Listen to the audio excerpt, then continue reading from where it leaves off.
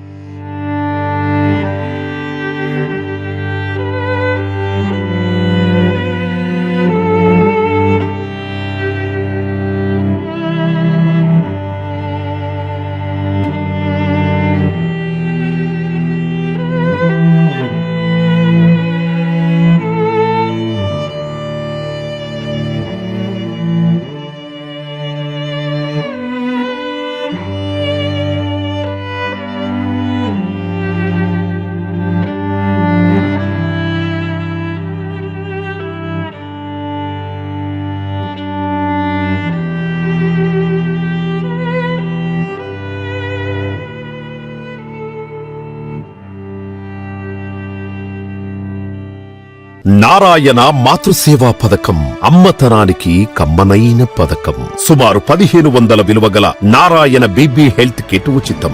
Out patients కు ప్రతి నెల డాక్టర్ ఫీజు ఉచితం. అల్ట్రాసౌండ్ స్కానింగ్ ఉచితం. గర్భిణీ స్త్రీలు కాన్పు కోసం కానీ ఇతర అవసరమై హాస్పిటల్లో చేరినప్పుడు బెడ్ ఛార్జీలు ఉచితం. ప్రాథమిక వైద్య పరీక్షలు ఉచితం.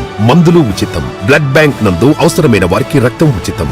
5 నుండి 9 నెలల గర్భిణీలకు ప్రతి నెల చెకప్ సమయంలో ఉచిత డ్రై ఫ్రూట్ బాక్స్ మరియు వేరుశెనగ చిక్కీలు ఉచితంగా ఇవ్వబడును. బిడ్డ పోషణ నిమిత్తం తల్లికి 3000 రూపాయల నగదు అందించబడును. కాన్పు కోసం అంబులెన్స్ ఉచిత పికప్ సదుపాయం కలదు. నెల్లూరు నగర పరిధిలో నారాయణ మాతృసేవా పథకం, నెల్లూరు.